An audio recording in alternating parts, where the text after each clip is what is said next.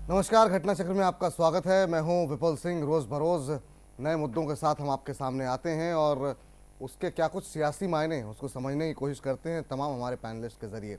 आइए सबसे पहले देखते हैं क्या कुछ खास है आज के एजेंडे में।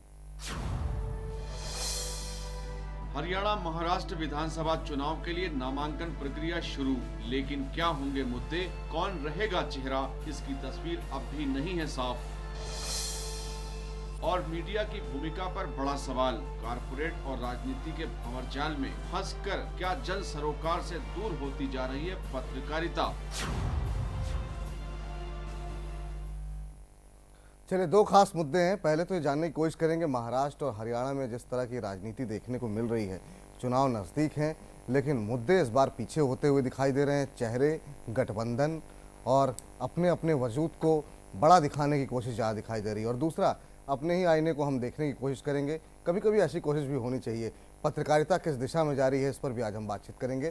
तमाम पैनलिस्ट हमारे साथ मौजूद हैं। हमारे साथ मौजूद हैं अनीस दुर्रानी साहब, नेता कांग्रेस पार्टी के। उपेंद्र प्रसाद जी हमारे साथ मौजूद हैं, वरिष्ठ पत्रकार। हमारे साथ अवधेश कुमार जी हैं, वरिष्ठ पत्रकार। पुष्पेंद्र कुलशेष जी हमारे साथ मौजूद हैं, वरिष्ठ पत्रकार। और साथ ही साथ हमारे साथ सुनीत चोपड़ा जी हैं, नेता CPM के। आप सभी का बहुत बहुत स्वागत है इस खास कार्यक्रम में। सबसे पहले अवधेश जी, आपके साथ शुरुआत करना चाहेंगे। इस हरियाणा और महाराष्ट्र के जो चुनाव होने जा रहे हैं, बहुत लंबे अरसे बाद देख रहे हैं हम कि एक पार्टी जो है या दूसरी पार्टी, दोनों दल जो बड़े दल हैं, चाहे महाराष्ट्र की बात करें जहां पे दो बड़े गठबंधन हैं, और अगर हम हरियाणा की बात करें वहां पर जो मेजर जो दो पार्टियां हैं, वो मुद्दों को लेकर के बातचीत नहीं कर रही हैं। सब अपने अपने चेहरे, कोई केंद्रीय नेतृत्व की बात कर रहा है, कोई अपने चेहरे को आगे करके पहले से क्लियर कर रहा है कि मुख्यमंत्री हम होंगे। सीटों पर जद्दोजहद हो रही है। मुद्दे इस बार उस तरीके से दिखाई नहीं दे रहे हैं। एक दूसरी पार्टी को क्रिटिसाइज नहीं किया जा रहा है। कारण इसके पीछे क्या मानते हैं? क्या लंबे अरसे तक एक दल का सत्ता में रहना या दूसरे दल का अति आत्मविश्वासी होना? नहीं, पहले तो मैं इस स्थापना को ही स्वीकार नहीं करता हूं कि बिल्कुल मुद्दे गौण हो गए हैं। देखिए, संसदीय लोकतंत्र में पार्टी और नेतृत्व भी अपने आप में एक बड़ा मुद्दा होता है। इसलिए अगर नेतृत्व पर बात हो रही है तो यह भी मुद्दा है, पार्टी पर अपने बात कर रही है तो यह भी मुद्दा है। लेकिन असल मुद्दे तो तब आएंगे जब चुनाव का ठीक से प्रचार और अभियान शुरू होगा। अभी सारी पार्टियों ने अपने सभी उम्मीदवारों के भी घोषणा नहीं की है। तो जब तक उम्मीदवारों की घोषणा नहीं होती है तो हमारी भारतीय राजनीति में आप जानते हैं कि उम्मीदवारों की घोषणा में कितनी समस्याएं आती हैं, क्योंकि राजनीति एक समय समाज सेवा का माध्यम था। ईमानदार लोग, समाज के लिए कुछ करने वाले लोग स्वतः प्रेरणा से राजनीति में आते थे। आज भी ऐसे लोग राजनीति में हैं, लेकिन पार्टियां प्रायः टिकट देते समय जब ये विचार करती है कि ये जीतने वाला कैंडिडेट है कि नहीं, इसकी विनेबिलिटी, इसकी जीतने की क्षमता कितनी है, इसका जातीय समीकरण क्या है, इसके पास धन कितना है, तो फिर उसमें समस्याएं आ जाती है। और जब सत्ता ताकत देती है तो एक जगह से लड़ने वाले 10-15 लोग उम्मीदवार के रूप में अपना आवेदन करते हैं और समस्या खड़ी होती है। यह हमारी पूरी राजनीति का एक पतन है और एक विकृत स्वरूप है। यह हर जगह है, यह एक मुद्दा है। लेकिन मैं यह है कि नेतृत्व का प्रश्न अपने आप में प्रश्न है, पहली बात तो यह है। दूसरा यह है कि हमारे देश की जो चुनाव प्रणाली है उसमें यह कहने का एक फैशन सा चल गया है कि मुद्दे नहीं होते हैं। लोग, मुद्दे का मतलब क्या है, प्रश्न तो यह है कि मुद्दे का क्या मतलब जो है, सुनीत चोपड़ा की पार्टी की तरह जो है क्रांति कर दो, वो फ्री में भोजन दे दो, फूड सिक्योरिटी करा दो। सब NGO वालों ने जो सोनिया गांधी को बढ़ा चढ़ा करके मनरेगा कर दो, देश में काम करने वाले कामगारों को जो है कामचोर बना दिया। ये सारे मुद्दे नहीं हो सकते हैं। मुद्दे मूल ये हैं कि इस देश का नागरिक जो है एक स्वस्थ और आदर्श नागरिक कैसे बने, इस देश की राजनीति कैसे स्वस्थ हो, इस देश को वाकई भारत के अनुरूप या कैसे बनाया जाए, जो राज्य है वो देश की प्रगति में कैसे शुद्ध भूमिका निभाएं, वहां के किसान, वहां के मजदूर, वहां के नर नारी सब जो है समाज के लिए प्रेरित होकर के अपना जीवन यापन ठीक से करते हुए, तनाव रहित होकर, सद्भावनापूर्ण जीते हुए और काम करें। तो ये मूल मुद्दा ये होता है। अब उसको आप कैसे घोषणा पत्र में डालते हैं, कैसे नहीं डालते हैं, कैसे सामने लाते हैं, तो ये जो आप गहराई से देखना चाहेंगे तो ये मुद्दे गौण हो जाते हैं राजनीति में। मुद्दे हो जाते हैं कि हम आपके लिए ये कर देंगे, हम आएंगे तो ये सुविधा दे देंगे, हम इतने रोड बना दिए, हम इतने जो है अस्पताल बना दिया। ऐसे लगता है जैसे इन्होंने अपने पिताजी और दादाजी के संपत्ति से सारे काम करा दिए। लेकिन ये ही मुद्दे रह गए हैं इस समय भारतीय राजनीति में। जो आप कह रहे हो व्यापक सुधार का विषय है, जो बेहतर मुद्दे हो, जो कि उच्च स्तरीय मुद्दे हो, लेकिन आज का मुद्दा है। इसलिए आज के संदर्भ में अगर हम देखते हैं तो मैं ये नहीं कहूंगा कि महाराष्ट्र या हरियाणा का चुनाव मुद्दा विहीन होगा। केंद्र सरकार की उपलब्धियां मुद्दा होगी, पूर्व सरकार की उपलब्धियां मुद्दा होगी, सांप्रदायिकता मुद्दा होगा, जातिवाद मुद्दा होगा, ये सब मुद्दे सामने आएंगे। उपेंद्र जी, आपसे जानना चाहेंगे, अवधेश जी से आप पूरी तरह सहमत हैं क्या कि अवधेश जी जो कह रहे हैं कि नहीं ऐसा नहीं है, अभी कैंडिडेट फाइनल नहीं हुए, 1 महीने से कम का समय रह गया है।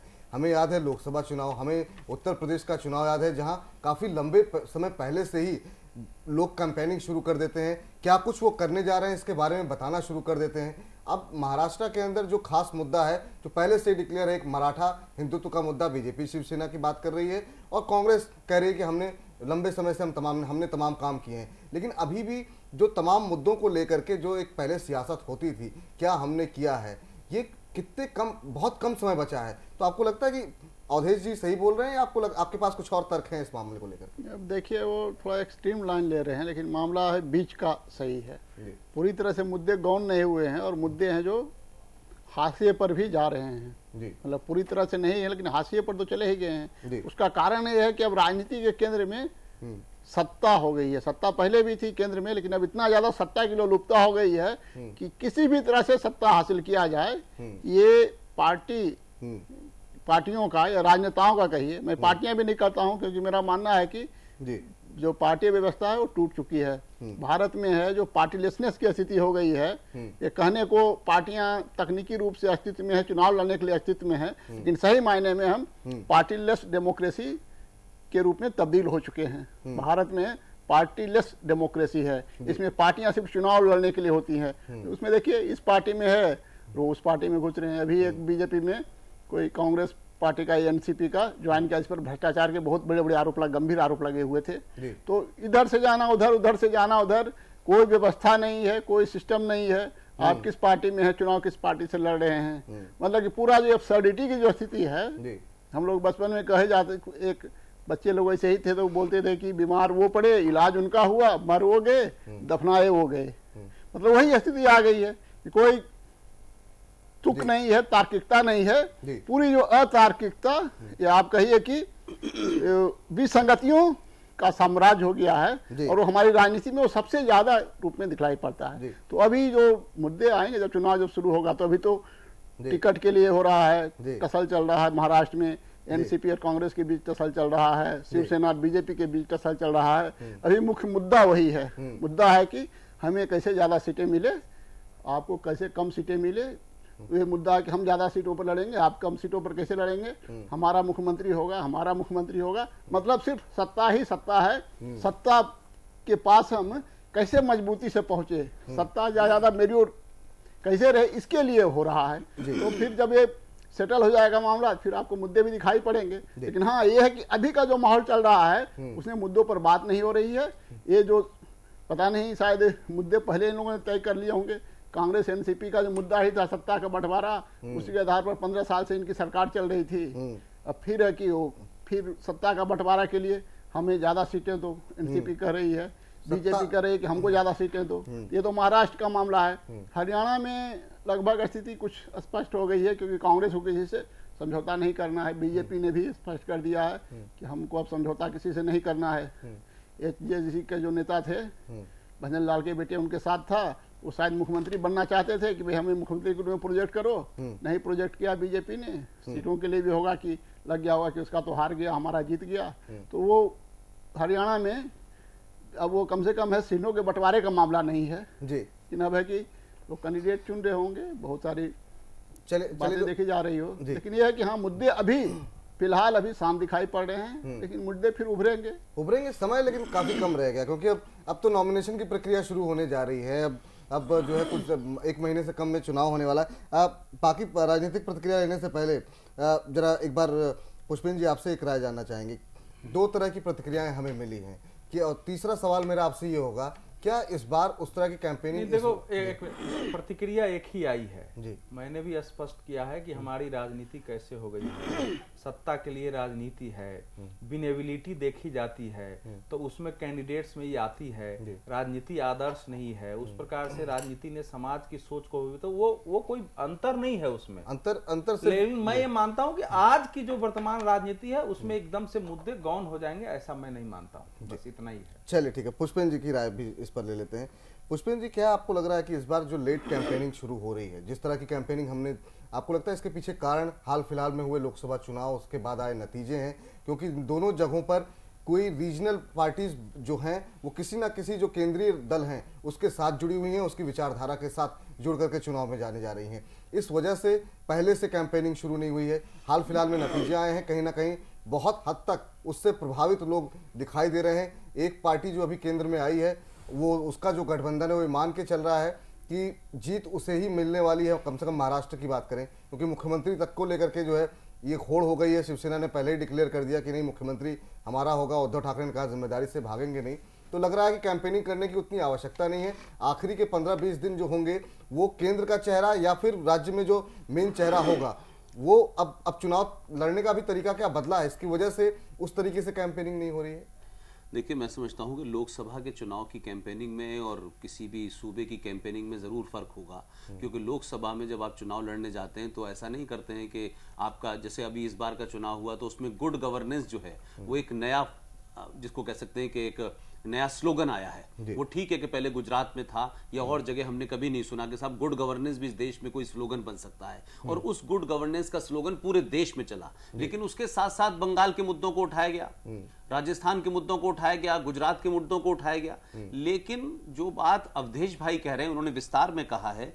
मेरा मानना यह है कि भ्रष्टाचार, पॉलिटिक्स का क्रिमिनलाइजेशन, गरीबी, ये तमाम सारे मुद्दों को अगर आप देखें तो किसी भी इलेक्शन में ये मुझे कुछ ऐसा लगता है कि चुनावी जो गहने होते हैं ना, ये उसके अंदाज में आते हैं। लोग चुनाव जैसी शुरू होते हैं तो भ्रष्टाचार की बात होने लगती है और क्रिमिनल्स बहुत आ गए हैं और इसमें लॉ एंड ऑर्डर की बहुत, ये ऐसे कॉमन 3-4 गहने हैं जिन्हें हर पॉलिटिकल पार्टी पहन लेती है। महाराष्ट्र में, और जैसे ये पार्टी, जैसे चुनाव खत्म होता है ये गहने उतार के रख देते हैं। फिर किसी को ये पता नहीं होता कि हमारी कैबिनेट में खुद एक रेपिस्ट है, हमको उसको हटाना चाहिए नहीं हटाना चाहिए, हमारे यहां खुद कम्युनल लोग हैं, हमारे यहां ऐसे लोग हैं, इसकी बात ही नहीं होती है। फिर लगता है सब कॉमन हो गए। तो मुझे लगता है कि राजनीति हमारे यहां जो है वो जीत हार का खेल है। क्योंकि जो लोग आ रहे हैं उसमें वो कोई बड़े ज्ञानी, बड़े तपस्वी लोग बड़ा कुछ दे करके नहीं आ रहे हैं। वो या तो टिकट खरीद रहे हैं, या सेटिंग कर रहे हैं, या जाति के नाम पे इस तरीके के हालात पैदा कर दिए कि उनको टिकट नहीं दोगे तो वो हरा देंगे। तो इन सब चीजों में जब जीत हार आपका लक्ष्य हो जाएगा, तो जैसे हम बहुत पहले, मुझे याद है कि जब हम 5 डे क्रिकेट का मैच देखा करते थे तो कई कमेंटेटर ये सवाल और कई इस तरीके की कमेंट्री करते थे कि ये शॉट कॉपी बुक स्टाइल में खेला गया है। अब वो कॉपी बुक स्टाइल का मतलब होता था कि कैसे क्रिकेट शुरू हुई उस अंदाज का खेल है। अब 2020 मैच है, कोई हेलीकॉप्टर शॉट मार रहा है, कोई उल्टे बैट से खेल रहा है। तो ये जो जीतने वाली जो मानसिकता है उसकी वजह से चुनाव की ये दशा हो गई है। अब जो बात आपने आगे कही है कि इस वक्त महाराष्ट्र के अंदर संकट ये है कि कांग्रेस पार्टी का पूरे देश में जो उनकी परफॉर्मेंस रही है उसकी वजह से एनसीपी जो है बहुत उत्साहित नहीं है। कांग्रेस पार्टी वहां बड़ी हताशा में है। एनसीपी टर्म डिक्टेट कर रही है उनको कि हमको 144 दो, नहीं हम तैयार नहीं है, क्योंकि वो ये जानती है कि कांग्रेस पार्टी बार्गेनिंग पोजीशन में नहीं है। उसके लोकल लेवल पे जो लीडर हैं उनमें एक के बाद एक मुख्यमंत्री हटा, एक कोई आदर्श घोटाले में फंसा, फिर हटा, फिर उसके बाद दूसरा कोई आया, फिर उन पे आरोप लगे, फिर उनके नारायण राणे गए, फिर वो पार्टी से जाना चाहते थे, फिर उनको मनाया गया। इसके बरखिलाफ आप ये देखें कि दूसरी राष्ट्रीय पार्टी भारतीय जनता पार्टी जो है वो चुनाव लोकसभा की वजह से इतनी अत्युत्साहित है कि उसको महाराष्ट्र में लग रहा है कि हम क्यों नहीं, हम 288 में से 119 पे हम क्यों टिकटों पे लड़ेंगे? हमको भी ज्यादा पे लड़ना चाहिए और हमारी सीटें आने वाली हैं। तो शिवसेना और बीजेपी के लोग इस मानसिकता से चुनाव में जा रहे हैं कि जैसे चुनाव 15 तारीख तक सिर्फ फॉर्मेलिटी, वो तो जीत ही रहे। और इसीलिए जो है दोनों ने अपनी बार्गेनिंग पावर को मजबूत रखा है। एक कहता है कि साहब हमको 144 दीजिए, एक कहता है कि साहब नहीं हम तो 170 पे लड़ेंगे, उसने कहा कि हमारा मुख्यमंत्री होगा। तो ये तमाम जो मुझे लगता है ये अति उत्साह के कारण हो रहा है। लिहाजा अभी आज की खबर यह है कि आप एक तरफ तो गठबंधन की बात कर रहे हैं, बिहार में आप कहते हैं हमने सेकुलर फ्रंट बनाया है, वहां बीजेपी को हमने हरा दिया है, लेकिन आज खबर यह आ रही है कि जो आपकी जो छोटी पार्टी है एनसीपी महाराष्ट्र की, जो वहां की मेजर प्लेयर है,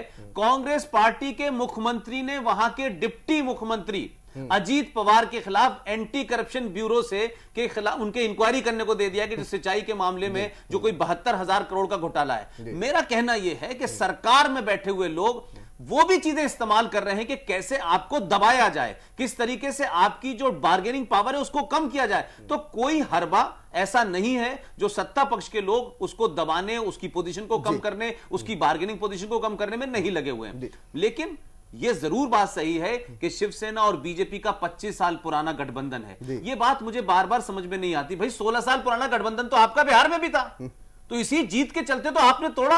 अगर भारतीय जनता पार्टी और शिवसेना का गठबंधन टूटता है तो उसमें कौन सी नई बात हो जाएगी? शिवसेना बड़ी प्लेयर है, शिवसेना को वहां पे अपनी पोजीशन को मजबूत करके रखना है। भाई उससे आप एडजस्टमेंट करें, अकेले आप जीत नहीं सकते। दो लोगों के बयान आए हैं। अजीत पवार साहब कहते हैं कि अब बहुत दिन हो गए इस गठबंधन की राजनीति को, हमें अकेला लड़ना चाहिए।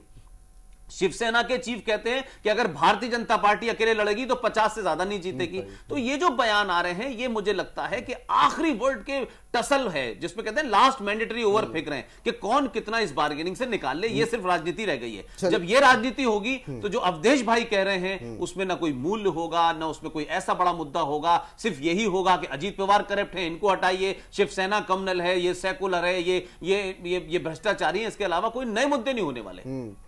दुरानी साहब, आप कांग्रेस को रिप्रेजेंट कर रहे हैं, आपसे मेरा सवाल यह है, आपको नहीं लगता कि जिस तरीके की कैंपेनिंग आपकी तरफ से होनी चाहिए या आपको जिस तरीके से आगे बढ़ना चाहिए था आपकी पार्टी को, वो काफ़ी सुस्त रही? इस वजह से बीजेपी शिवसेना जो गठबंधन है वो आपकी कमियों को उस तरीके से दिखा नहीं रहा है, या उस तरीके से कड़ी आलोचना नहीं कर रहा है, या उस तरीके से उसको आगे बढ़ने की जरूरत ही नहीं, वो आपस में ही उलझे हुए हैं? इसके लिए आप कहीं ना कहीं जिम्मेदार है कि उनको लग रहा है वॉकओवर मिला हुआ है, बस ये डिसाइड करना है कि मुख्यमंत्री कौन होगा, सीटें किसकी कितनी होगी, लगभग वो जीता हुआ मान रहा है। देखिए, अगर कोई खुशफहमी का शिकार हो रहा है तो उस पर हम तो कोई रोक लगा नहीं सकते, वो उनका अपना विचार है। लेकिन जहाँ तक बात यह है कि जैसे अभी अवधेश जी ने कहा था कि अभी एक तो बात ये समझिए कि इलेक्शन के जब रूल्स चल रहे हैं गुज़िश्ता कई सालों से, कंपेनिंग पीरियड बहुत कम कर दिया गया उसके अंदर। तो उसके कारण भी अभी सबसे पहले लड़ाई ये है कि लोग टिकट लेना चाहते हैं, टिकट हासिल करना चाहते हैं, उसके लिए तमाम लड़ाई है, सारा कंसंट्रेशन उधर है।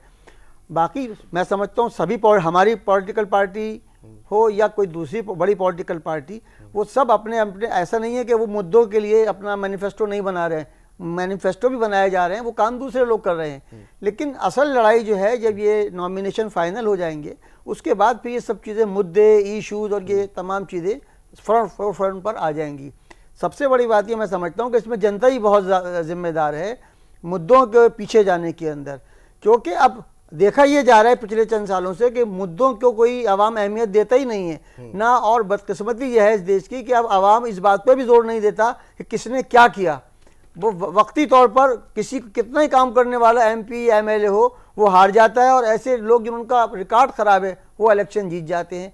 तो ये जनता के आप जो कह रहे हैं कि मुद्दों पर चुनाव लड़ा, करप्शन को मुद्दा बनाया गया, वो मुद्दा रहा लोकसभा चुनाव में? नहीं, वो मुद्दा रहा, वो एक मुद्दे जैसे करप्शन रहा और चीजें रही, लेकिन मैं इंडिविजुअल उस केसेस की बात कर रहा हूँ कि बहुत से काम करने वाले ऐसे सारी राजनीति को रसातल में पहुंचाने वाला, सारे आदर्शों को जो है पर कालिख पोतने वाली जो है कांग्रेस पार्टी के नेता से आप जो है मुद्दे और आदर्श पूछ रहे हैं। जी, वो हमारे पास है मुद्दे और आदर्श, तो आपके पास मुद्दे आप किसी के पास मुद्दे और इशू नहीं है। कांग्रेसीकरण इनके प्रभाव में ही हो गया। सिर्फ इल्जाम लगाने वाली बात है। ये तो ऐसे जो है सिर्फ इल्जाम लगाने वाली बात है और कुछ नहीं है। की नदी को ऐसे गंदे नाले में इन्होंने परिणत कर दिया कि पूरी राजनीति उसमें चली गई है। आपकी नजर का कसूर है, गंदा नाला नजर आ रहा है आपको। देश से मुद्दे गौन किए, मुद्दों का विकृतीकरण किया, जातिवाद लाया, संप्रदायवाद लाया, एक परिवार का, एक वंश का जो है नेतृत्व सामने तो आप उल्टी गंगा बहा रहे हैं। संप्रदाय जो है बीजेपी, संप्रदाय का बीजेपी ने कल्टीवेट करी है। बीजेपी कैसे कल्टीवेट बिल्कुल कर रही है। बीजेपी ने आपने किया। अभी मुजफ्फरनगर में क्या किया बीजेपी ने? अभी पूरे इलेक्शन और इसीलिए बीजेपी हारी है। 1947 से लेकर के और आप ही लगातार रहे हैं। क्या बात कर रहे हैं? कभी संप्रदाय तुष्टीकरण के एक पक्ष के तुष्टीकरण की जो आपकी नीति थी, कोई हमने नहीं करा। गलत बात है, गलत आरोप है ये। चोपड़ा साहब दो राज्यों में चुनाव होने जा रहे हैं, क्या महत्वपूर्ण आपको लग रहा है मुद्दे होने जा रहे हैं? और जो तमाम लोग कह रहे हैं कि अभी नॉमिनेशन नहीं हुए हैं, तमाम चीजें नहीं हुई है, कैंपेनिंग का समय कम हो गया है, कैसे आप देख रहे हैं? आप लंबे समय से आपकी पार्टी राजनीति में रही, धीरे धीरे अभी तमाम आपकी पार्टी पर भी इल्जाम लगाया अवधेश जी ने, आप क्या उनका जवाब? अवधेश जी इल्जाम जो मर्जी लगाए, मैं एक इल्जाम इनका सुनता नहीं। अच्छा। ये सिर्फ आवाज के लिए काम बंद कर लेते हैं। नहीं, ये सिर्फ आवाज के लिए करते हैं और मैं आवाज के लिए नहीं कह रहा। हाँ। मेरी सुमित जी, झूठ का जवाब भी आप क्या दे सकते हैं? कोरे झूठ का क्या जवाब दे सकते हैं आप बताइए मुझे। अच्छा, ये दो इस समय सीपीएम कांग्रेस जो है, ये दोनों जो है आपस में इनका तालमेल हो गया। कोई बात नहीं, अब तालमेल होना चाहिए सभ्य लोगों का, उसमें कोई बुराई नहीं है। अच्छा, और मेरा ये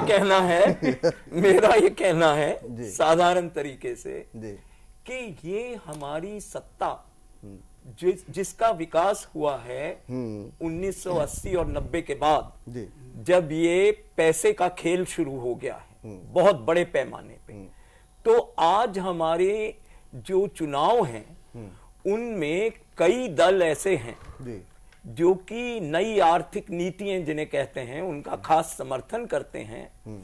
उनके लिए ये एक सौदे का मामला है और जब तक सौदा पूरा नहीं होता तो मुद्दे आते नहीं।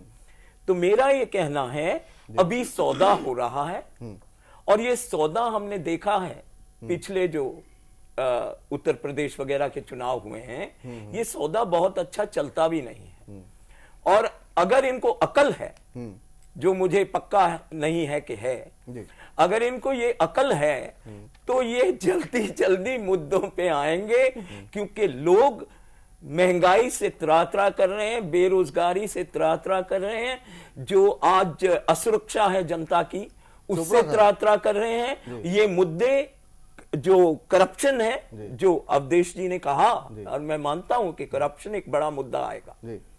और जो खास तौर पे नहीं, क्योंकि स्टेट इलेक्शंस हैं तो जमीन के सवाल उठेंगे। मेरा सवाल सुन लीजिए, मेरा सवाल सुन लीजिए। आपकी पार्टी आप कह रहे हैं कि तमाम मुद्दे उठाती है, मुद्दों की बात करती है, फिर जनता क्यों आपको रिजेक्ट कर रही है? नहीं, वो कह रहे हैं कि सौदा हो रहा है। आप देखो, सौदे की शुरुआत सीपीएम ने की, बीपी सिंह को इन्होंने किस आधार पर प्राइम मिनिस्टर बनाया? अब ये हवा में बात कर रहे हैं। यूनाइटेड फ्रंट आपने किस आधार पर बनाया था? हवा में बात करता नहीं, मेरे पास टाइम नहीं है। आपके विरुद्ध आपने किस आधार पर से कुछ नहीं होगा, और चिल्लाने से कुछ नहीं होगा। का ही विरोध करते और मेरे को तो कुछ नहीं बसु और उसके बाद के मुख्यमंत्री ने वही काम सिंगूर और वही काम जो है बिल्कुल नहीं किया, जिसके सवाल ये है कि अब जमीन का सवाल उठेगा, करना, फैक्ट्रियां बढ़ाना, अब जमीन का सवाल उठेगा। SEZs में इतनी जमीन हरियाणा में दी गई है, वो जो उन्होंने इस्तेमाल तक नहीं की है, वो बिल्कुल गलत है। और उन्होंने इस्तेमाल तक नहीं की है।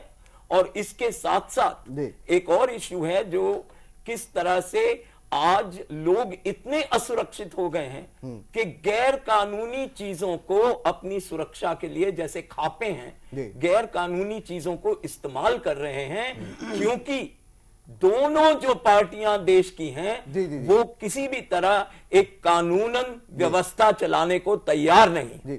अवधेश जी, एक सवाल मेरा आपसे है यहाँ पर, जो आप सबसे होगा, लेकिन समय थोड़ा कम है क्योंकि ब्रेक के लिए मुझे लगातार कहा जा रहा है। सब लोग ये कह रहे हैं, एक बात, सभी लोग एक बात पर सहमत है कि अभी कैंडिडेट फाइनल नहीं हुए, इस वजह से कैंपेनिंग जो है उस तरीके से आगे नहीं बढ़ी है। मेरा सवाल ये है कि उत्तर प्रदेश का हमने चुनाव देखा, वहां पर भी आखिरी समय तक जो है चेहरे फाइनल नहीं थे अलग अलग विधानसभा क्षेत्रों में, लेकिन कैंपेनिंग जो है शुरू हो गई थी। लोकसभा चुनाव में हमने देखा लास्ट मिनट तक जो है तमाम पार्टी से लोग आ रहे थे, लेकिन कैंपेनिंग लगभग साल भर पहले से शुरू हो गई थी।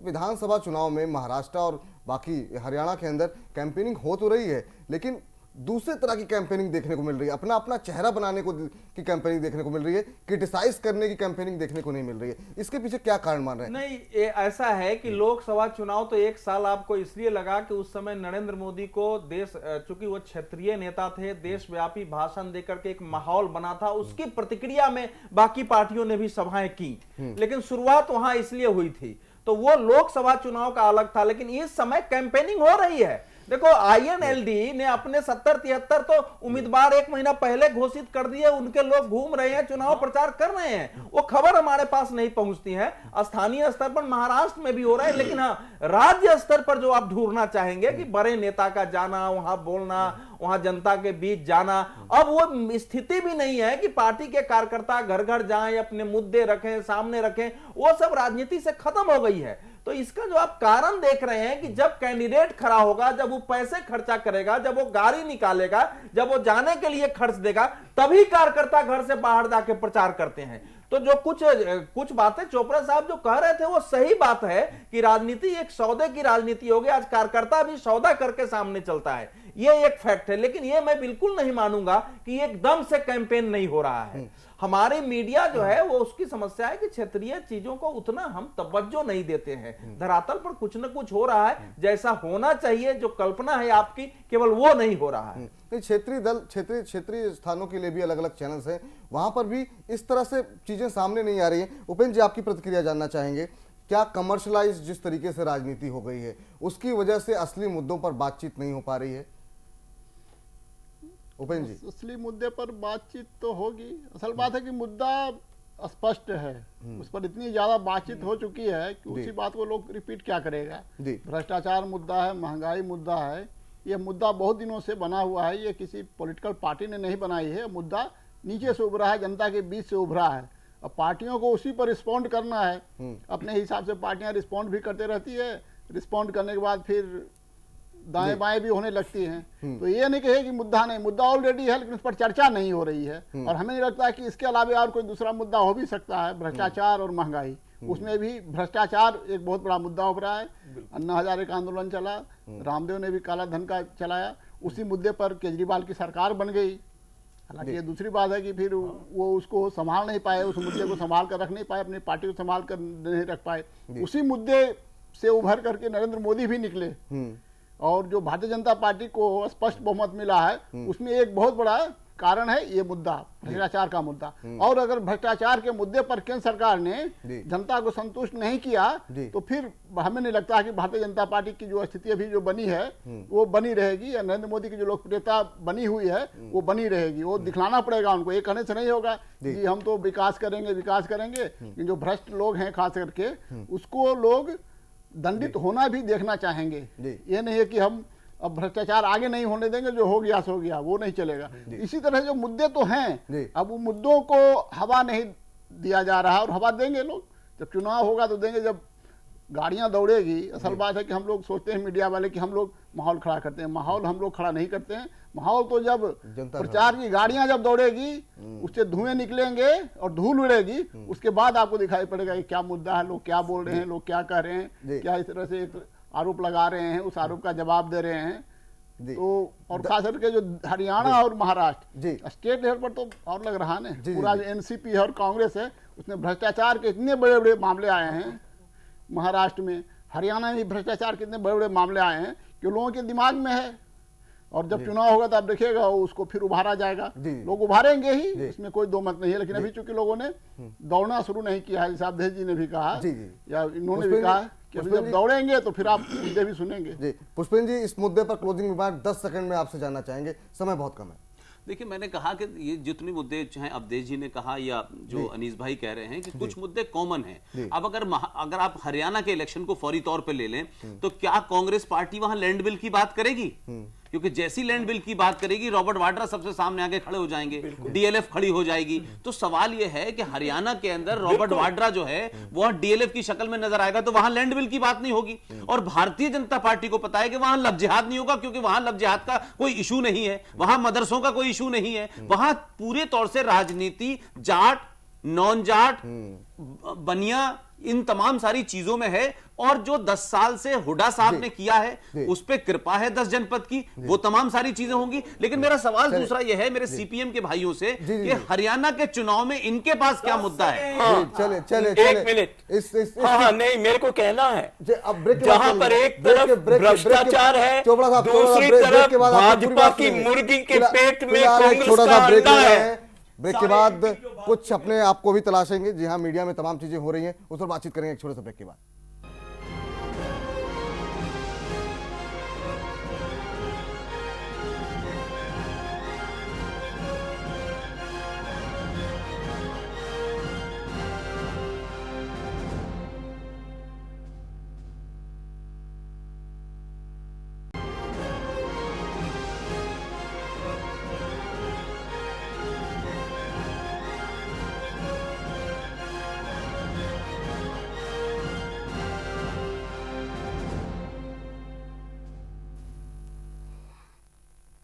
चलिए, ब्रेक से पहले हम बात कर रहे थे राजनीति की। जी हाँ, कि राजनीति किस तरीके से, राजनीतिक मुद्दे किस तरीके से, क्या राजनीतिक मुद्दे बदल रहे हैं। लेकिन अब बात करते हैं मीडिया की और कोशिश करते हैं अपने आप को भी जांचने परखने की।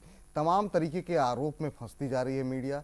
कहा जा रहा है कि जनता के सरोकार से अब धीरे धीरे दूर होता जा रहा है मीडिया, जो असल मुद्दे हैं उनसे दूर हो रहा है। राजनीतिकरण अब मीडिया का भी हो रहा है, कमर्शलाइज हो चुका है। कुछ इंडस्ट्रियलिस्ट ऐसे हैं जिनके इशारे पे जो है मीडिया काम कर रहा है। तमाम तरह के आरोप जो है वो हम पर लगते रहे हैं। इस पर बातचीत करने के लिए तमाम खास मेहमान हमारे साथ मौजूद हैं। हमारे साथ सुनीत चोपड़ा जी हमारे साथ मौजूद हैं, नेता सीपीएम के। हमारे साथ अनीस दुर्रानी साहब हैं, नेता कांग्रेस पार्टी के। उपेंद्र प्रसाद जी हमारे साथ वरिष्ठ पत्रकार के तौर पर मौजूद हैं। हमारे साथ अवधेश कुमार जी हैं, वरिष्ठ पत्रकार के तौर पे। पुष्पेंद्र कुलशेष जी हैं, वरिष्ठ पत्रकार के तौर पे। पहले जरा राजनीतिक टिप्पणियां ले लेते हैं, उसके बाद जो हमारे साथ तमाम पत्रकार हैं और उनसे भी हम जानने की कोशिश करेंगे कि उनकी रोजी रोटी जिससे चल रही है उस पर सवाल जो है तमाम लोग भी अब उठाने लगे हैं। पहले दुर्रानी साहब, आपसे जानना चाहेंगे, आप भी आरोप लगाते हैं मीडिया पर कि ये खबरें जो है, जो इलेक्शन में हार को लेकर के या फिर तमाम चीज़ों को लेकर के, कि ये मीडिया जो है काफ़ी हद तक बिक चुका है। आप मीडिया की स्थिति में आए परिवर्तन को और जिस तरीके से हर चीज़ का जिम्मेदार मीडिया को ठहराया जा रहा है, इस स्थिति को कैसे देख रहे हैं? देखिए, मीडिया हमारे डेमोक्रेटिक सिस्टम का फोर्थ पिलर है और ये इक्वली इतने ही जिम्मेदार है हर अच्छाई और हर बुराई के लिए जितने और दूसरे लोग हैं। अब बदकिस्मती ये है कि इसका इतना ज़्यादा एक्सप्लॉयटेशन मीडिया का हो गया है कि जो एक ज़माने में पहले लोग ऐसा आंखें बंद करके विश्वास करते थे कि ये जो अखबार में खबर छपी है बस ये बिल्कुल ऐसी ऐसे भगवान ने बात कही है, लेकिन आहिस्ता आहिस्ता अब हम ये देख रहे हैं कि खबरों पर से लोगों का विश्वास ही खत्म हो गया है। उसका कारण भी यही है कि मीडिया में बहुत ज़्यादा डिसऑनेस्टी हो गई है प्रोफेशन के तई। मैं पैसे के लेन देन की बात की तरफ नहीं कह रहा, बल्कि ये कि जो वास्तवता में एक होना चाहिए था कि भाई जो खबर है उसकी जड़ तक पहुंचे और उसको जिस तरह से बिना किसी बायस्ड हुए उसको जनता के सामने पेश करे, वो चीज़ आहिस्ता आहिस्ता कम होती जा रही है और उसी कारणों से पत्रकारिता से लोगों का विश्वास जो है उठता जा रहा है। अवधेश जी, चोपड़ा साहब से रिएक्शन लूँ उससे पहले अवधेश जी एक रिएक्शन आपका। आप इस प्रोफेशन से लंबे समय से जुड़े हुए हैं और इस दौरान आपने इतने आरोप लगते हुए देखे हैं, चाहे वो राजनीतिक दलों के रहे हों और चाहे तमाम स्टिंग ऑपरेशन से लेकर के तमाम पॉलिटिकल पार्टीज के आरोप भी रहे हैं और तमाम जिस तरीके से जो बिजनेसमैन हैं वो अब मीडिया हाउसेस में हिस्सेदारी खरीद रहे हैं, इसका असर आपको लग रहा है कि बुरा हो रहा है?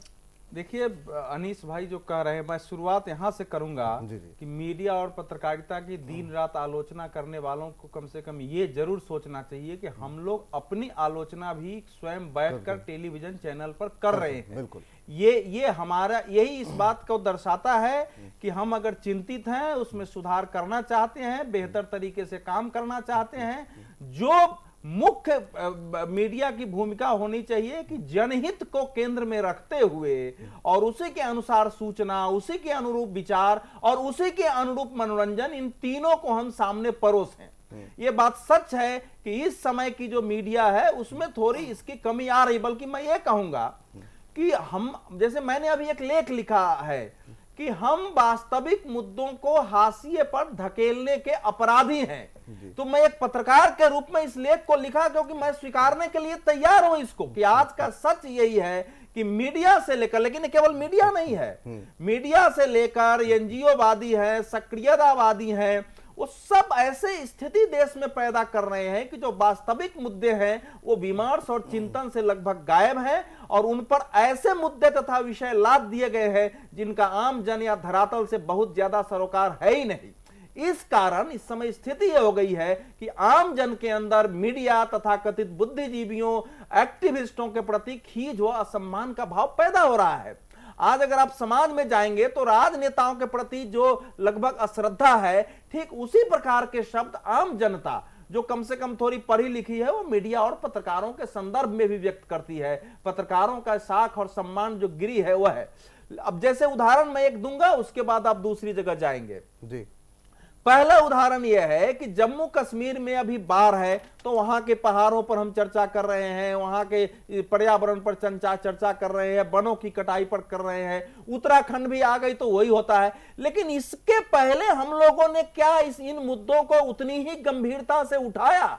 हम नहीं उठाते हैं। जब त्रासदी होती है तो वीर रस के कवि की तरह हम खड़ा होकर के सरकार की नीतियों पर, फलाना पर हमला करते हैं और अपने अपराध और पाप को ढकते हैं, ये सच है। लेकिन जो दूसरा प्रश्न है आपका कि ये बनने के पीछे क्या कॉर्पोरेट का पैसा, मीडिया में लगना, ये भी कारण है। मेरा मानना है कि जितना कॉर्पोरेट कारण नहीं है उससे ज्यादा पत्रकार कारण है, क्योंकि मैं मीडिया के अंदर देख रहा हूं कि उनका कुछ इंटरेस्ट होता है लेकिन वो संपादकीय में, खासकर समाचारों में उस प्रकार से हस्तक्षेप नहीं करते हैं। लेकिन अब वो उस प्रकार के दृष्टि रखने वाले संपादकों का, जो मीडिया का नेतृत्व करने वाले लोग हैं, जिनके अंदर नए लोग सीख सकते हैं, बेहतर काम कर सकते हैं, उनके अंदर वो प्रेरणा और आदर्श नहीं है, इसलिए यह स्थिति आई है। एक सवाल मेरा आपसे है उदय जी, तमाम बातें आपने एक साथ समेट दी। चलिए तब तमाम अब हम सबसे बातचीत कर सकते हैं, कुछ तकनीकी दिक्कतें थी। आपसे एक चीज़ समझना चाहेंगे यहाँ पर, पुष्पिन जी आपसे भी जानना चाहेंगे, ये जो स्थिति बनी है अब जिस तरीके का कमर्शलाइज हुआ है, अवधेश जी का कहना ये है कि उसके लिए पत्रकार काफ़ी हद तक जिम्मेदार है। लेकिन एक पत्रकार के ऊपर, एक संपादक के ऊपर अगर इस तरह का दबाव हो कि उसे आर्थिक पहलू को भी देखना है, उसे सिर्फ खबर नहीं दिखानी है, बल्कि उसे उसके ऊपर मालिक की तरफ से अगर ये दबाव है कि उसे कमा करके भी लाना है, ये जो एक बैलेंस होता है, क्या आपको लगता है ये भी एक जिम्मेदारी है? इसकी वजह से भी जो है कई बार चीज़ें इस तरह से दिखाई जाती हैं या इस तरह से होती हैं जिसकी वजह से लोगों के मन में शक व शुबा पैदा होता है। देखिए, मैं अभी दो बातें हैं जो मैं बहुत पहले से कह रहा हूं और फिर कहूंगा मैं कि इस हिंदुस्तान में आपको दवा की दुकान खोलनी हो ना तो उसके लिए भी लाइसेंस चाहिए होता है। लेकिन इस देश में अखबार निकालने के लिए, टेलीविजन निकालने के लिए कोई लाइसेंस नहीं है। उसके लिए कोई क्वालिफिकेशन नहीं चाहिए आपको कि आप चावल बेचने वाला भी चैनल चला रहा है, बिल्डर है उसने भी चैनल चला दिया है। कुछ लोगों को लगा कि राजनीति में हम अलग थलग हो गए, बहुत पैसा कमा लिया है, एक चैनल खोलो और एक पर्टिकुलर लाइन लो कि हमें किस विचारधारा के साथ जुड़े रहना है और किसके साथ छोड़ देना है, पता चला शाम को वैसी खबरें चल रही हैं। तो जब आप मालिकों के एंगल से देखेंगे, अब वो दौर के मालिक चले गए कि जिन्होंने अखबार खोले थे और वो सिर्फ देश के लिए चला रहे थे और एडिटर नाम की संस्था को एक सुनियोजित तरीके से, ऑर्गेनाइज तरीके से उस एडिटर, इंस्टीट्यूशन ऑफ एडिटर को खत्म किया गया। अब तमाम अखबारों के या टेलीविजन के जो एडिटर इन चीफ हैं वो मालिक ही हैं और उनका एजेंडा क्या होता है कि प्रधानमंत्री की विदेश यात्रा में उनके साथ चले जाएं, प्रधानमंत्री उन्हें अपने घर बुला लें, प्रधानमंत्री के डिनर में चले जाएं, कुछ उनसे दाएं से फायदा ले लें, कुछ बाएं से फायदा ले लें। एक तो बड़ा समस्या हमारे यहाँ ये है। दूसरा ये है कि आप जो पिछले लंबे समय से, जैसे अभी थोड़ी देर पहले हम जब बहस कर रहे थे कि जो इलेक्शन में वो मुद्दे क्यों नहीं होते जो जनता से जुड़े होते हैं, गरीबी की कोई क्यों नहीं बात करता, स्लोगन बन के क्यों रह जाता है। बात इसी तरीके से चैनल की भी हो रही है और अखबारों की भी हो रही है और दूसरे माध्यमों की भी हो रही है। आज की डेट में आप ये मुझे बता दें कि कौन से अखबार और टेलीविजन में ये सोच के खबर और हेडिंग लगाई जाती है कि ये देश हित में है, समाज हित में है, गरीब हित में है, जिसकी दावेदारी की जाती है कि हम तो उनके नुमाइंदे हैं। आज तो खबर ये सोच के और हेडिंग लगाई जाती है कि ये कितनी बिकेगी और इस हेडिंग से कितने बड़ा हमारा सर्कुलेशन होगा। आप चाहे छोटी सी घटना अभी कुछ दिन पहले की देख लें, एक किसी यहां महाराष्ट्र सदन में किसी एक बेचारे कर्मचारी के साथ कुछ खाना अच्छा नहीं बना था, तो उस आदमी ने उठा के कहा कि लो उसको खा के देख, और उसके मुंह तक वो रोटी गई और मुंह से लग भी गई। लेकिन आप ये देखिए कि जिम्मेदार मीडिया की हैसियत देखिए, पहले तो ये खोज लिया गया कि वो मुसलमान था, फिर ये खोज लिया गया कि वो शिव सैनिक का एमपी था, फिर उसके मुंह में रोटी ठूसी गई और ये खबर नहीं बनी। ये खबर ऐसे लगा कि भारत के 125 करोड़ के देश में यही खबर बहुत इंपॉर्टेंट है। तो मुझे लगता है कि पिछले काफी समय से भारत के मीडिया ने खबर न होने के बाद खबर गढ़ने की भी एक कोशिश करना शुरू कर दी है कि यही खबर है, इसी को देखो। मैं उसको स्लोगन को बराबर कह रहा हूं पिछले 20-25 साल से। आज हमारे देश में पत्रकारों का एक वर्ग जो है वो दाएं बाएं कहीं ना कहीं फिक्स है। वो आज उसकी प्राथमिकता एक अच्छी रिपोर्ट नहीं है, आज उसकी प्राथमिकता यह है कि इस रिपोर्ट से उसको कितना फायदा होगा। इस तरीके के लोग हैं। मुझे लगता है कि ज्यादातर लोग अपनी ख्वाहिश को खबर बनाते हैं सिर्फ इसलिए कि उनकी ख्वाहिश यही है कि यही हमको कहना है कि नरेंद्र मोदी के इस एंगल से हमको यही निकालना है। और इस घटनाओं के चलते कई बार ऐसा हुआ है कि जो खबर नहीं होती वो भी चलती है। बदायूं के केस में हमने देखा कि 2 लड़कियों का रेप हुआ, कहा दलित लड़कियों का रेप हुआ, लेकिन इसी मीडिया ने जब ये पता चल गया कि नहीं हुआ तो माफी नहीं मांगी। आपने समाज के अंदर हालात खराब करे उसके लिए कोई जिम्मेदार नहीं है। चलिए दो बातें अब तक निकल के आए। एक तो बिकने वाली बात है कि खबर बिकना, बाजारीकरण जो है वो जरूरी हो गया है। अगर आपकी खबर बिक नहीं रही है तो आप काबिल नहीं है, एक पत्रकारिता का ये एंगल निकला है। दूसरा, जैसा अवधेश जी कह रहे थे कि पत्रकार के अंदर भी तमाम कमी आई है। चोपड़ा साहब, आपसे जानना चाहेंगे कि ये महत्वाकांक्षा बढ़ी है क्या? इसकी वजह से ये दिक्कतें आ रही हैं कि अब झोला छाप पत्रकार नहीं दिखाई देते हैं जो सुबह से शाम तक जद्दोजहद करते थे और उस समय उनके पास खाने के लिए भी तमाम दिक्कतें होती थी। अब आज के दौर में हर व्यक्ति, चाहे जिस मीडिया के अंदर भी जो लोग काम करने के लिए आते हैं वो अच्छे पैसे की उम्मीद करते हैं। एक जो दबाव पैसे का जो हो गया है नीचे से लेकर ऊपर तक, उसको भी क्या कारण मानते हैं आप चोपड़ा साहब? पैसे का दबाव तो अपनी जगह है जी। एक मुख्य चीज जो हम देख रहे हैं कि मेरा काफी अलग अलग अखबारों से ताल्लुक रहा है जी। एक चीज जो हम देख रहे हैं, आज अखबारें सर्कुलेशन पे नहीं चलती, एडवर्टिजमेंट पे चलती।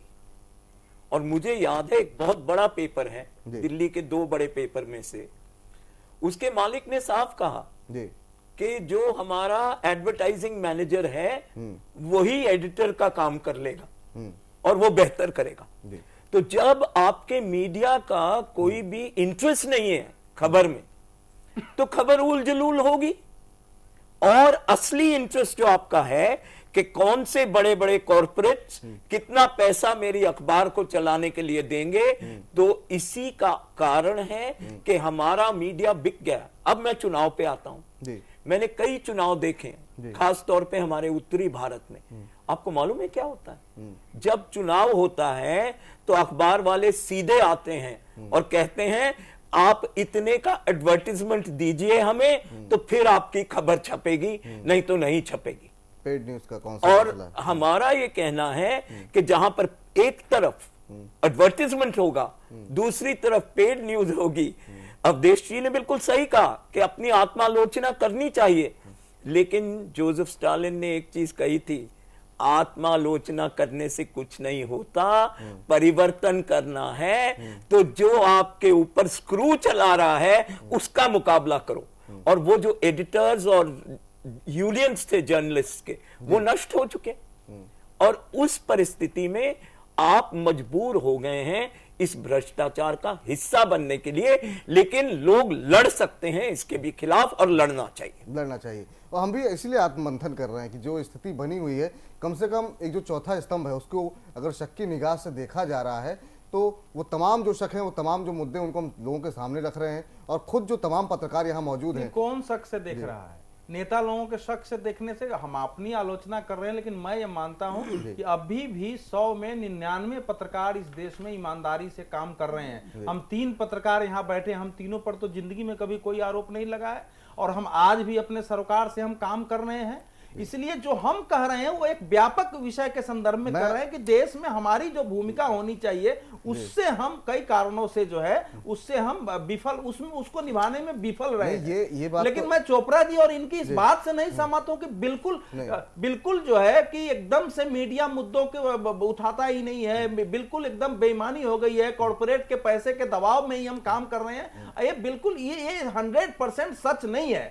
थोड़ा सच है। 10% तो हो है। नहीं, वो जैसे पुष्पेन जी ने कहा ना कि कुछ पत्रकार भी ऐसे हो गए हैं, तो वो कुछ है गिने चुने, दुर्भाग्य कुछ नहीं है। चुनाव में आप जाओ, मैंने चुनाव में देखा है, एक भी लोकल अखबार नहीं है जो पूछती नहीं है कितना पैसा दोगे। नहीं, पेड न्यूज को मैं मानता हूं कि वो एक भयानक जो है, मैंने कलंक और कैंसर के रूप में उत्पन्न हो गया नीचे से ऊपर तक। करप्शन चाहे छोड़ा हो या बड़ा हो, करप्शन तो करप्शन है। नहीं, वो कर रहे हैं। राजनीतिक पार्टियां देती क्यों पैसे हैं? सवाल यह है कि राजनीतिक पार्टियां चाहती है कि हम किसी ढंग से चुनाव जीते, और इसके लिए अखबार में खबर छपवाने के लिए वो पैसे देते हैं। एक महत्वपूर्ण सवाल, इसलिए ये भी महत्वपूर्ण है, अगर आप नहीं देंगे तो आपके पास कोई जाएगा नहीं। उपेंद्र जी से मेरा एक सवाल है महत्वपूर्ण यहाँ पर। उपेंद्र जी, आपसे एक सवाल मैं जानना चाहूंगा, तमाम छोटा हो या बड़ा हो, अगर लोग इस तरह के आ रहे हैं, इस तरह की घटनाएं सामने आई हैं और सार्वजनिक, और मीडिया ने ही इसको उठाया है,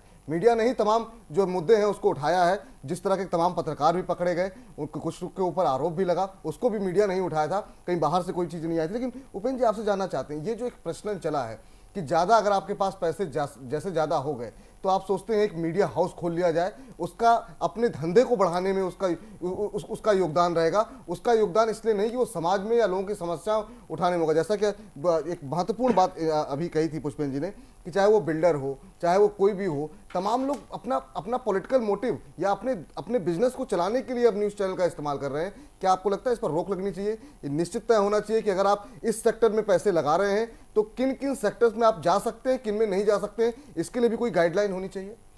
अब देखिए, ये जो पत्रकारिता है, ये पत्रकारिता किस तरह का बिजनेस है, ये इंफॉर्मेशन एंड ब्रॉडकास्टिंग मिनिस्ट्री से रजिस्टर्ड होता है कि ये जो इंडस्ट्री मिनिस्ट्री है वो देखता है।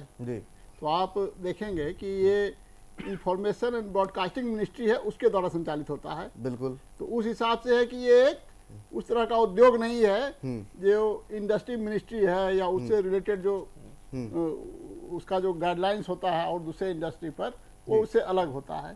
तो ये एक अलग किस्म का इंडस्ट्री है। तो इसमें जो आपने कहा विपुल जी, तो उसमें है कि हाँ, कुछ न कुछ तो गाइडलाइंस होना चाहिए, बल्कि मीडिया हाउस स्थापित करने वालों के लिए ही नहीं बल्कि पत्रकारों के लिए भी। आप देखिए, जो डॉक्टर होता है वो सही अपना काम कर रहा है कि नहीं, उसके लिए एक संस्था बनी हुई है।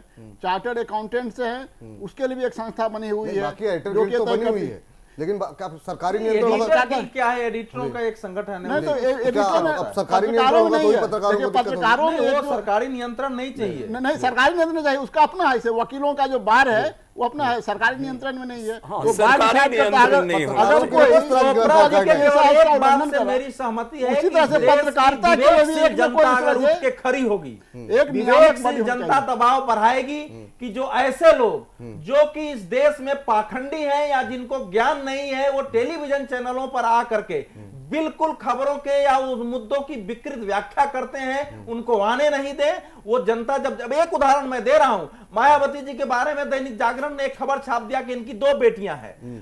बसपा के समर्थकों ने कानपुर में उसको घेर लिया, दैनिक जागरण को, कहा कि बिके मारा, जो भी मिला उसकी पिटाई की, अखबार को फाड़ दिया, छपना बंद करा दिया, कहा कि कानपुर से लेकर के बनारस तक एक अखबार बिकने नहीं देंगे। उसके बाद अखबार को क्षमा मांगनी पड़ी, वापस लेना पड़ा, तब से कोई खबर नहीं चली। तो ये मैं मानता हूं, लेकिन पत्रकार, ये समस्या ये है कि मीडिया के में जो विकृतियां हैं उसके विरुद्ध कोई जन संगठन ऐसा नहीं है कि संघर्ष करें। तो जनता का दबाव काम नहीं कर रहा है, राजनीति का स्तर इतना गिर गया है कि राजनेताओं के बात का महत्व खत्म हो रहा है, और राजनेताओं ने और मीडिया के कुछ लोगों ने, जिनकी ओर बार बार पुष्पेन जी इशारा कर रहे हैं, समाज की चेतना का इतना विकृतीकरण कर दिया है कि मनोवैज्ञानिक रूप से जो खबर नहीं है उसी को खबर मानने लगे हैं, जो हीरो नहीं है उसी को हीरो मानने लगे हैं। मैंने अपनी बात पूरी नहीं की थी अध्यक्ष जी। 10 में से 8 जो पत्रकार हैं वो पत्रकारिता करने के लायक ही नहीं है।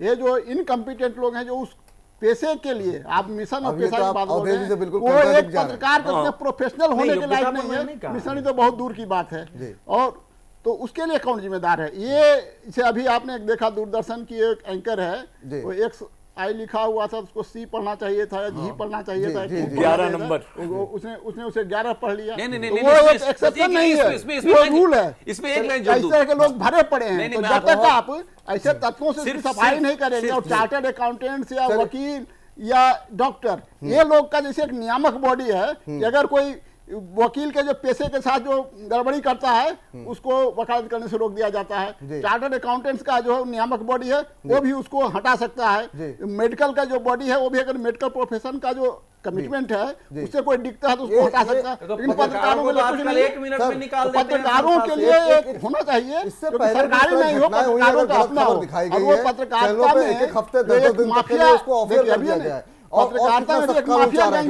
मीडिया के ऊपर क्या सरकारी नियंत्रण हो, व्यक्ति पर जो एक आजादी, सरकारी नियंत्रण नहीं हो, अपना हो। मिनट में बाहर निकाल देते हैं। कोई यूनियन नहीं रही जो ठीक से लड़ाई लड़े, वो मिनट में निकाल देते हैं और सड़क पर आ जाते हैं। और जो आप कह रहे हैं कि सबको पैसे, मैं समझता हूं कि इस देश में 5% से ज्यादा पत्रकार नहीं होंगे जिनको कि बाकी उनके मन माफिक पूरे पैसे और सुविधाएं मिलती हैं। ये उतने ही पत्रकार होंगे, लेकिन वो इतना पैसा ले लेते हैं जिससे कि आज के समय में अखबार और टेलीविजन चलाना बहुत मुश्किल हो गया है।